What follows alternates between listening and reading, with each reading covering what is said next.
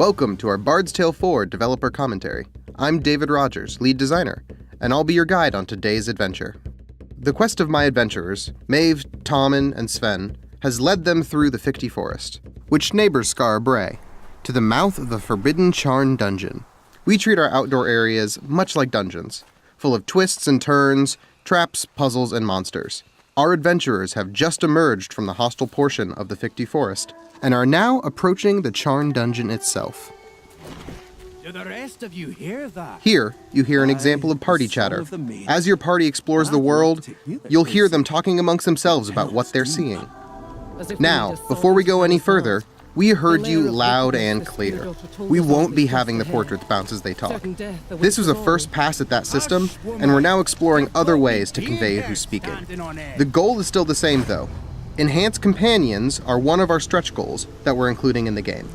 And we want our companions to have personalities, opinions, and relationships with one another. We're using free move mode right now, but we know that grid movement is important to you. So at any time, you can switch to grid movement mode. Our entire world is traversable using grid movement. Our grid is actually a web of nodes, which allows us to better shape paths so they neatly conform to irregular terrain. But we took special care to compass align the overall grid, so that the most hardcore among us could better map out the dungeons on graph paper. This is an enemy vignette, something we're able to set up to help tell stories and make the dungeons feel lived in. These goblins are here to loot the Charn Vault, but weren't expecting visitors. My party decided to avoid them altogether, but this isn't a cutscene. You can walk down there and put an end to their looting. Here, we see The Stone Remembers, an example of our songs of exploration. As you adventure, you collect magical songs that grant your party new abilities. They might unlock new passages, knock down walls, reveal hidden treasures, or ingratiate you to certain NPCs. Here, The Stone Remembers rebuilds certain broken stonework. The giant glowing sigil is a bit of a dead giveaway, so we're iterating towards trying to strike a balance between too much and too little feedback.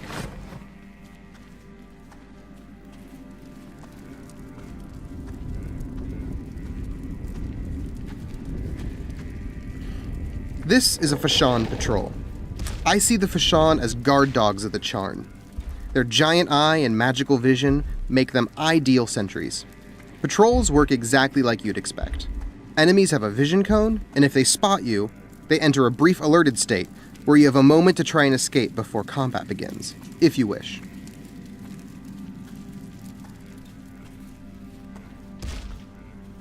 Bard's Tale combat has always been tactical, but often you find yourself using the same tactics fight after fight. We set out to make each combat a puzzle that would keep you changing tactics to adapt to the enemy. We're keeping combat turn-based, but you can now select the order in which your actions execute. We even allow the same character to make multiple actions in a turn. This opens the door for much more elaborate combos. And all of this is managed by opportunity. This goblin grunt spends one opportunity point to move, and another to use hooked stab, which skewers whoever's directly in front of him. In this case, it's Sven, for 10 points of physical damage. However, Sven has 3 armor points, shown here, which reduce the damage down to 7. Now, the Goblin Marksman uses Lucero. Archers are tricky, as they have abilities that can target your adventurers anywhere on the battlefield, though their attacks are generally a little bit weaker. These are the bane of your glass cannon's existence, as their attacks cannot be easily blocked by sturdier fighters. Now, the Fashan is channeling a Hypnotic Eye Attack. Unless I can break his focus with 6 mental damage in one turn, he'll unleash a powerful mental AoE attack on Maeve and Tommen. Mental damage is one of our 3 damage types. It ignores enemy armor, and it disrupts enemy focus. Now, it's our turn. I want to burn down that high-health goblin grunt. Since he's got armor, I'll have Sven use Sundering Smash first, to rend that armor right off of him. With the rest of Sven's attacks on cooldown, I'll have Sven swap places with Tommen, our bard, so Tommen can use Storm of Blades on the Goblin Grunt. But before I do, I'm gonna have Tommen chug some grog. This grants him spell points, and empowers his next attack with Belligerent Knockback. This can throw enemies out of position, forcing them to spend opportunity to get back into range for their next attack. You don't look so tough. Storm of Blades does great damage, but because it's split into 3 separate attacks, each one can be reduced by the goblin's armor individually. So it's good that Sven tore down the goblin's armor first. Brimming with spell points, Tommen can sing Wayland's Watch, which reduces the strength of affected enemies. We visually interpreted this as enemies being shrunk. As we build abilities, we try to go the extra mile to build personality moments into our enemies, like how the goblins are jerks, and they're mocking each other for being debuffed. Not every enemy will react to everything, but you'll be treated to a little Easter egg once in a while. Lastly, Maeve has some powerful spells, but needs to generate spell points to cast them, so she channels Meditate. This is a clever move in several ways. At the end of the turn, the Fashan's attack will go off, but we've shrunk it to reduce its strength, so I know it won't do enough damage to break Maeve's focus. Also, focusing is an effective defense against mental damage, as mental damage is first dealt to the focus meter before it's dealt to your health. What was that? Looks like we're not alone in this room. What you're seeing here is a special event, which we're setting up for specific combat encounters. These will add curveballs and unique challenges to certain fights. We want to keep you guessing and on your toes during combat. Not every combat will have scripted elements like this, but expect it to occur in certain fights, and particularly in boss fights. The Fashan's Hypnotic Eye Attack goes off. Maeve weathers the blow with her focus intact. Sven isn't so lucky, and takes 6 mental damage. It cuts right through his armor.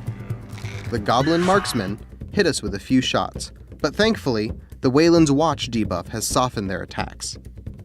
The Fashan uses Lunging Talon, which moves him forward as a side effect of the attack. Certain attacks can cause you or the enemy to change position. Meanwhile, the Goblin spends an opportunity to move forward, attack, and then drops into Coward's Defense. Coward's Defense is a stance.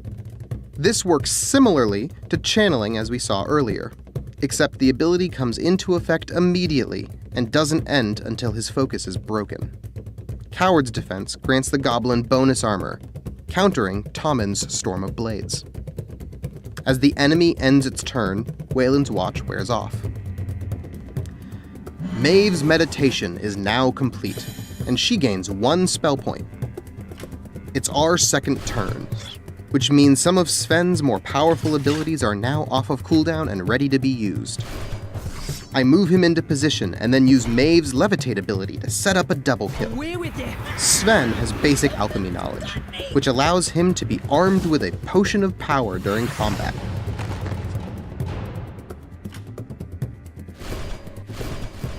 He chugs the potion for a boost in strength before launching a devastating AoE attack that kills both enemies.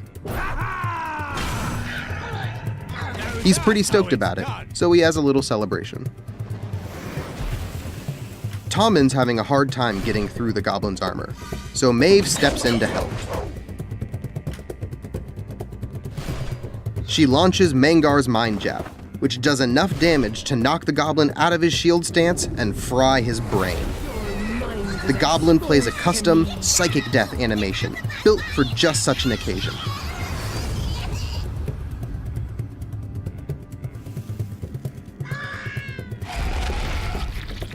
Looks like our mysterious Alpha Predator has returned, and isn't taking too kindly to all these intruders in his lair. It's a deadly redcap. He's an example of an enemy who takes up multiple grid squares, a concept we're toying with to portray our particularly large enemies.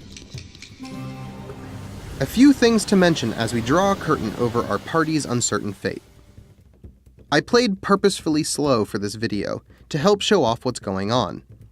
Also, not all combats are this drawn out, with multiple waves and boss encounters.